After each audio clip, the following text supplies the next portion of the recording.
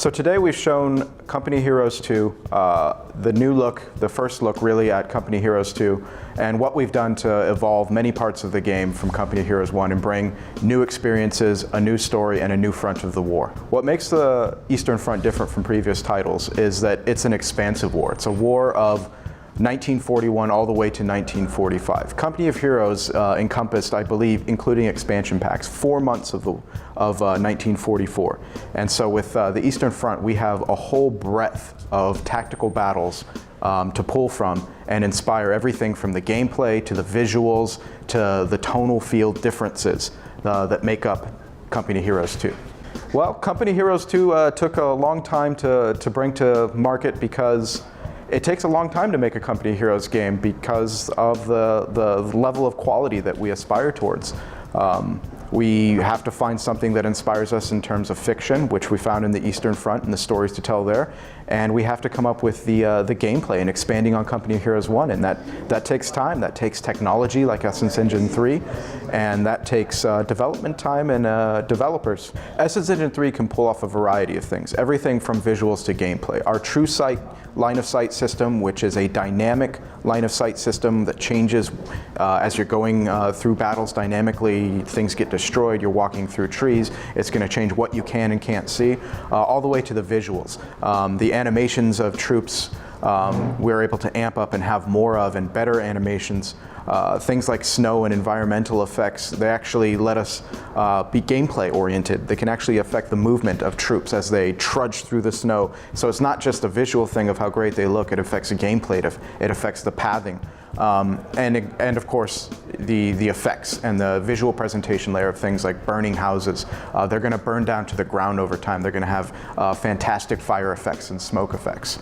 So what makes the Red Army a unique addition to Company Heroes 2 is that fundamentally they were a very different army from the other armies in the war. The Allies entered the war generally very late in World War II in comparison to the Soviet army. They were invaded in 1941. So you get a much bigger span of time, and over that span of time you have differences in the way they were commanded, all the way down to technology.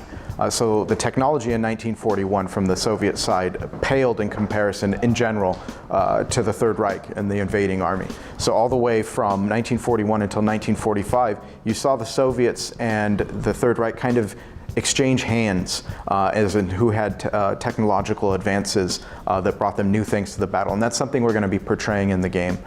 Things like the T-34, and then of course as it enters the war, and you'll have other units later in the game, say like the Su-76, that make an appearance and make an impact in the battle, which affects the timeline of the war and how those battles play out. The German army is not exactly the same. The German army is the Ostheer, I believe that's how it's pronounced. And the Ostheer, of course, because it's not 1944 like Company Heroes 1, it's 1941. And so they have a different technology than the 1944 Germans would have had, of course, in the beginning of the campaign. So in the campaign, the player will be following basically the Red Army and their struggles from being invaded in 1941 all the way to 1945. And they're doing this through a soldier that later turned to be a journalist. And so he's somebody who actually got to see from the beginning of the war all the way to the end, from battles across the span of World War II in the Eastern Front, which is actually a unique thing. There were not necessarily armies that lasted or even lived through the entire expanse of the war. And of course, there were battles going on at the same time in 2 places across this very big battlefield. So this is kind of a unique aspect that we really needed in order to tell the story of the campaign. And it's something that lets us bring the flavor of things that were happening in 1941 when the Soviet army was really kind of getting their tails kicked by the Wehrmacht, all the way to 1945 when they're barreling down the throat of the Germans as they move through Seelow Heights and the suburbs of Berlin. So I can't talk too much about multiplayer, but I can say that supply line is still an important feature in Company Heroes 2, and the idea of denying territory and denying supply from your enemy will be an important part of gameplay. You can always sneak around behind their captured territories, their captured victory points, and deny the supply that's granting them. So Company Heroes 2 is a PC game that will be released in 2013.